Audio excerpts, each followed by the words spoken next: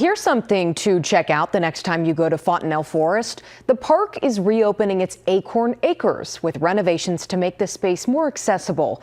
The updates include graded ground to accommodate mobility aids, new signage in high contrast colors translated in Spanish and Braille, and the playground is designed to give kids a space to grow their confidence in nature.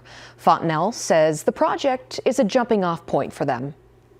We want to truly be able to inspire that next generation, regardless of some of the barriers that they may encounter.